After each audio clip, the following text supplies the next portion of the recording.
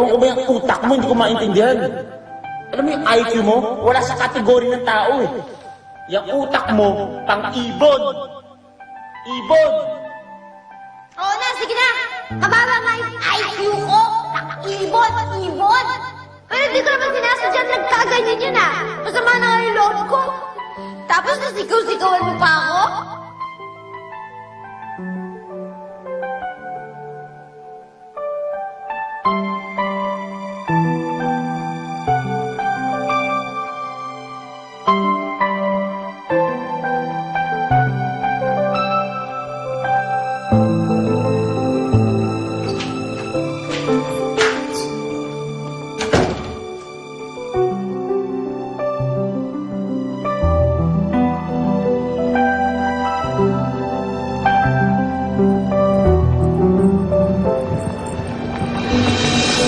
Hoy, sakay na!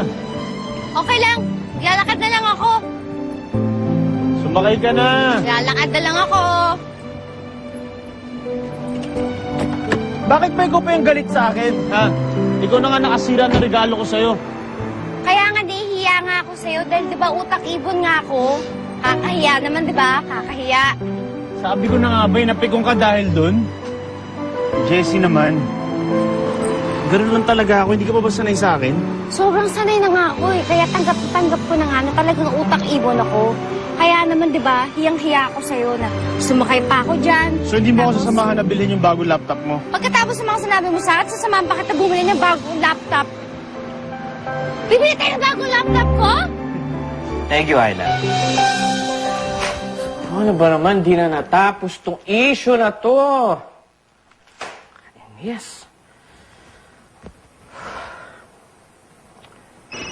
Anong klaseng laptop? Parehong-pareho. Pwede yung mas bago? Sandali. Hello? Hello, Justin. Ano ba naman, hindi na natapos tong issue tungkol kay Elaine? Pumunta ka nga dito sa opisina. Tapusin na natin to. May lakad pa kami ni Jessie. Oo nga! Bibili ako bagong laptop! Una yung peking asawa mo kaysa ako original na manager mo. Aba. Nanganganib na ang karir mo dito, ha? H, sigurado ko kayang-kaya mo na yan, takpan yung issue na yan. Kasi diyan ka magaling, di ba? Specialty mo yan eh. Kaya mo yan, Mr. H! At kailangan ko bilhin ng bagong laptop to si Jessie. Kailangan niya sa trabaho eh. Sige H, good luck. Justin. Hello? Pwede yung mas bago yung bilhin na lang natin. Sige. Okay lang naman yung difference nun eh. Mga siguro 20. Naman, binabaan na naman ako kahit kailan talaga. Pag nainis na ako, susundan ko sa shop to eh. Bakit nga hindi? Jerry! Jerry! Jerry! Ano ba naman to?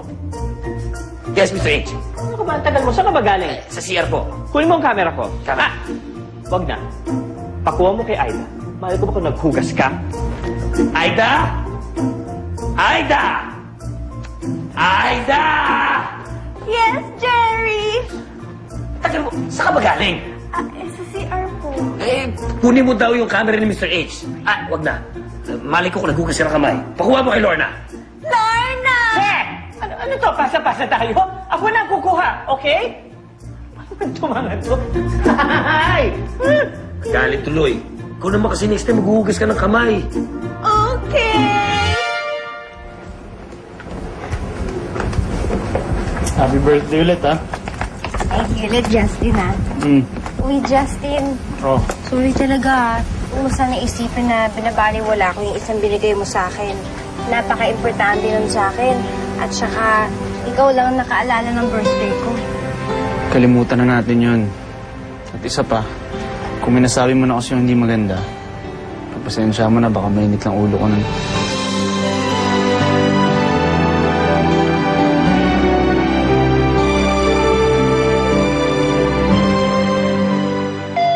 Ganda ba yung kuha? Malinaw? Malinaw? Ang hirap naman kasi layo-layo nila eh. May zoom kaya yan. Ano ba? Likod na camera natin, paano kung masusundo, no? Hey! O yan, nakuha nyo na yung gusto nyo. Siguro hindi nyo na kami susundan ulit. Meron pa ako isa pang plano. Pwede na lang po ay naispatan ng isang anonymous fan ang magkasawang Justin at Jessie. Bukas sa likod ng mga intrigang ito, all smells behind sa ating bagong newlywed couple. Sarap matulala, no? Habang tumatagal napapansin ko, naging magkatulad na tayo.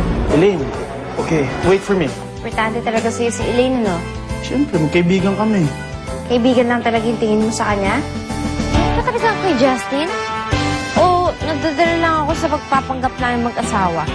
Kinatot na lang, Lord. Bigyan mo ko ng sign. Falling star. Kapag nakita ko yun, in-love nga talaga ako kay Justin. Maganda handa ka na. Dahil meron akong pagkalakas-lakas na bomba na pasasabukin tungkol sa alaga mo. Malapit na ang wakas ni Justina sa team.